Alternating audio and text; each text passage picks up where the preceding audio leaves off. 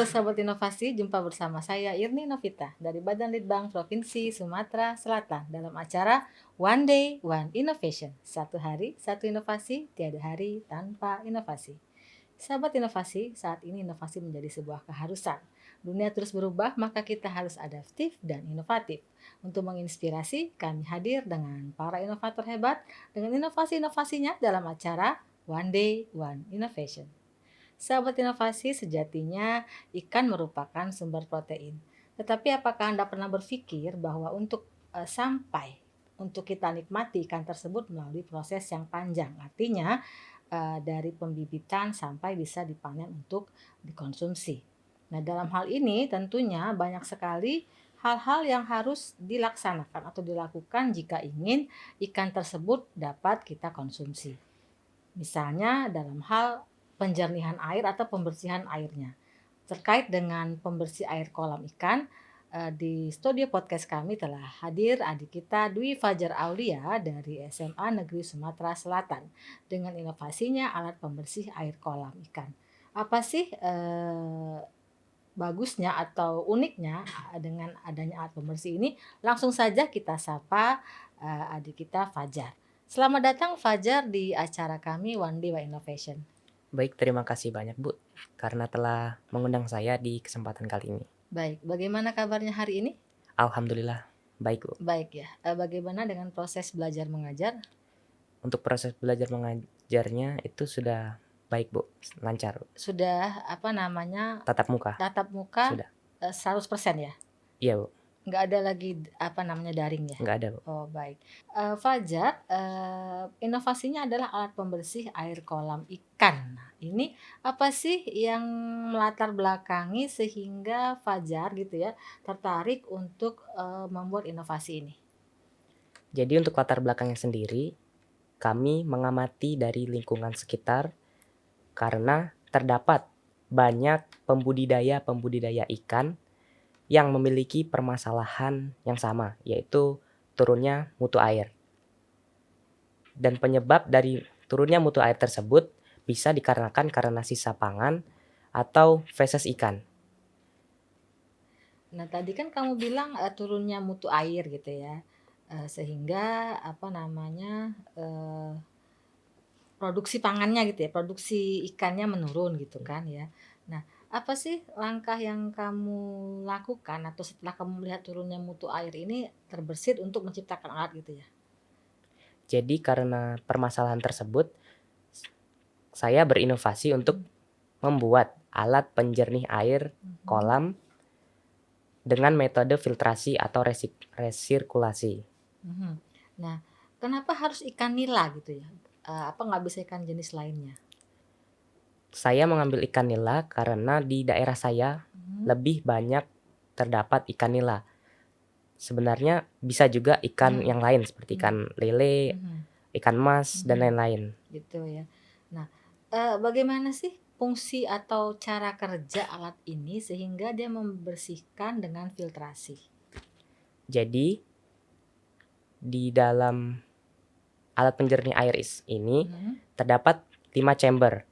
Jadi chamber pertama kami isi dengan biobol. Dan selanjutnya kedua kami isi dengan jaring-jaring bekas untuk menyaring kotoran. Oke. Yang Yang ketiga kami isi dengan busa dakron untuk menyaring yang lebih halus gitu ya. halus. Baik, yang keempat. Yang keempat kami menggunakan karang jahe untuk menghilangkan bau atau racun-racun yang di dalam air tersebut. Baik, yang kelima. Dan yang terakhir itu ada lampu UV untuk membunuh bakteri-bakteri dari air tersebut. Baik, jadi ada 5 chamber gitu ya, di mana setiap chamber mempunyai fungsi-fungsi yang berbeda. Iya. Baik, nah ini dia ditaruh di mana? Artinya gini loh kan, kalau misalnya kita taruh di tengah, dia mungkin ada 5 chamber tapi dia di tengah gitu ya, mungkin pakai aliran. Atau dia taruhnya di ujung, di tempat ngalir air sehingga dari atas ke bawah, nah itu kemudian disaring pakai 5 tingkat seperti itu. Iya Bu, jadi kami membuat 5 tingkat. Dan kami menyalurkan air ke atas menggunakan pompa air, Bu. Oh, jadi dia circle ya gitu Iya, ya? jadi resirkulasi. Resirkulasi, baik air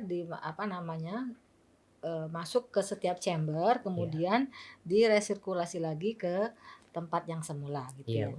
Baik, nah ini memerlukan waktu berapa lama untuk sekali sirkulasi? Untuk sekali sirkulasi itu memerlukan kurang lebih 10 menit, Bu. 10 menit. Untuk, kolam yang berapa besar atau debit air yang berapa besar?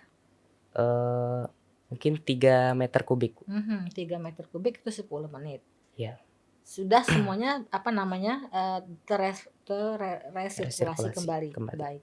Nah dalam hal penggunaan gitu ya, maksudnya, apakah alat tadi di dalam 5 chamber tadi perlu diganti gitu? Misalnya kan dakron itu udah, terlalu basah atau terlalu lembek itu sehingga perlu diganti. Nah itu berapa hari sekali atau berapa minggu sekali harus diganti alat-alatnya? Kalau untuk penggantian itu bisa seminggu sekali, Bu.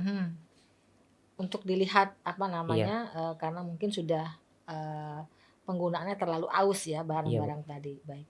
Nah dalam hal airnya sendiri gitu kan tentunya, harus dibuang gitu ya, Iya, sampai berapa kali sih dia bisa diresirkulasi, kemudian harus diganti sama sekali? itu kalau untuk mengganti air tersebut mungkin bisa sampai 3 atau 4 hari, Bu. Baru 4 bisa hari sekali. diganti gitu ya Iya, Bu. semuanya. Nah, alat ini sudah digunakan berapa lama dan apa sih hasilnya gitu loh? Maksudnya kan tadi kamu bilang, yang banyak, infeksi gitu ya. Iya. Seberapa banyak menurunkan infeksi dengan penggunaan metode ini? Setelah menggunakan alat penjernih air Mhm. tadi bisa mencapai 60%, Bu, meningkat. 60%, tidak terjadi infeksi Iya, gitu Bu. ya? Dan produksinya juga meningkat gitu. Iya, Nah ini dalam hal penggunaannya sendiri, ini di kolam yang ikannya besar atau masih yang ada ukuran-ukuran tertentu? semuanya bisa, Bu, Semuanya semuanya bisa? bisa. Untuk yang kecil yang masih berudu-berudu juga bisa? Atau Oh, harus beda? beda, Bu, karena beda kolam juga dia, Beda Bu, kolam, jadi dia hanya untuk yang yang udah udah dewasa. menengah Oh dewasa iya, sampai menengah. mau panen Iya, gitu Bu. ya. Nah dalam hal pengoperasian gitu ya atau pembuatan gitu ya, berapa lama sih, Fajar membuatnya dengan tim dan, berapa kali uji coba gitu? Maksudnya trial and error-nya sampai berapa kali? Untuk perancangan alat tersebut, kurang lebih 1 bulan, Bu, Mhm. dan untuk percobaannya, kami mencobanya sampai 5 kali, Bu, baru 5 bisa kali? jadi seperti itu. Baru bisa dioperasikan Iya, secara luas gitu ya. iya.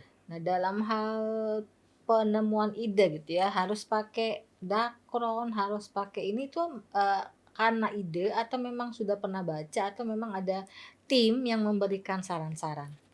Kalau untuk ide sendiri, Bu, kami membaca dari jurnal-jurnal, Bu. Mhm, Alat-alat atau bahan apa saja sih yang yang bagus yang untuk bagus menyaring untuk air? menyaring air Oh tersebut. begitu. Jadi sudah ada rekomendasi tinggal, Iya, Bu. Fajar dan tim membuat rangkaiannya sampai berapa chamber gitu ya. Iya, Bu. Nah, untuk menentukan, chamber pertamanya harus chamber kedua harus dakron itu bagaimana caranya? Menentukan bahwa chamber pertama harus isinya tadi apa? Biobol, Biobol, kemudian chamber kedua harus isinya, jaring-jaring itu, jaring-jaring. bagaimana cara menentukannya? Sehingga nggak terbalik gitu, kenapa nggak pertama itu harusnya si jaring-jaring, kedua itu harus dakron?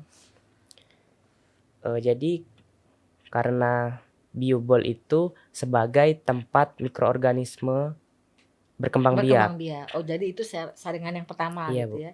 Nah, untuk jaring-jaring itu supaya dia memang untuk sisa-sisa pangan. Oh, Iya, jadi memang ada peruntukan sendiri sehingga, setiap chamber itu menduduki tempat yang berbeda gitu. iya. Baik, dalam hal penggunaannya gitu ya. Sudah berapa banyak sih yang menggunakannya di kolam-kolam di sekitar sekolah atau di sekitar rumah? Untuk penggunaannya baru kami sendiri, Bu. Baru sendiri ya Iya, untuk digunakan. Dan itu sudah berapa lama?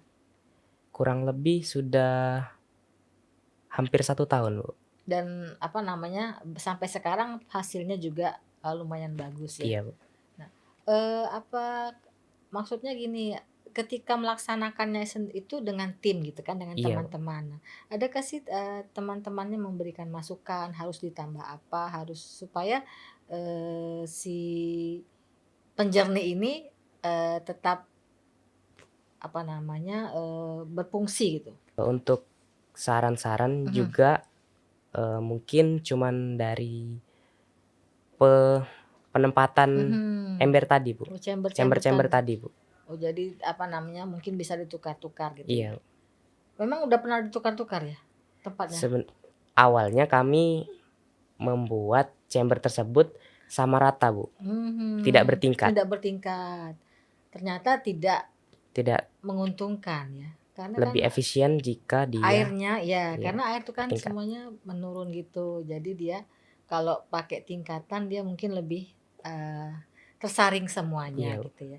Baik, dalam hal penggunaannya apa sih yang dirasakan sebagai kendala gitu ya? Kendala dalam pelaksanaan atau uji coba gitu ya? Dan bagaimana cara mengatasinya? Untuk kendala sendiri itu kami dalam pembuatan alat tersebut, Bu. Mhm. Untuk memasang pipanya, terus bagaimana agar air ini tidak bocor seperti Mhm. ini, gitu. Me jadi kami melakukan uji Uji coba itu coba berulang-ulang kali, Bu, berulang-ulang sampai jadi yang seperti sekarang. seperti sekarang ini. Tentunya dengan banyak apa bantuan dari tim Iya. teman-teman ya. Baik, harapan ke depannya terhadap alat pembersih yang kamu buat ini. Untuk harapannya, kami dapat mengembangkan alat ini agar lebih baik lagi dan lebih efisien. Dan kami akan mensosialisasikan kepada masyarakat luas bahwa ada cara yang efektif untuk memfilter air tersebut. Baik, ucapan terima kasih terakhir untuk pihak-pihak yang telah membantu terhadap inovasi yang kamu buat ini. Silakan. Baik, pertama-tama saya ucapkan banyak terima kasih kepada Gubernur Sumatera Selatan dan juga Balitbangda Provinsi Sumatera Selatan, serta Kepala Sekolah SMA Negeri Sumatera Selatan, dan guru-guru pembimbing serta tim yang bersangkutan. Baik, terima kasih atas kehadiran adik kita Dwi Fajar Aulia dengan inovasinya alat pembersih air kolam ikan nila dengan metode filtrasi. Mudah-mudahan alat ini dapat dikembangkan lebih luas lagi dan digunakan oleh para mungkin peternak ikan atau petani ikan sehingga penyakit-penyakit infeksi gitu ya bisa dikurangi dan dapat meningkatkan hasil panen ikan mereka.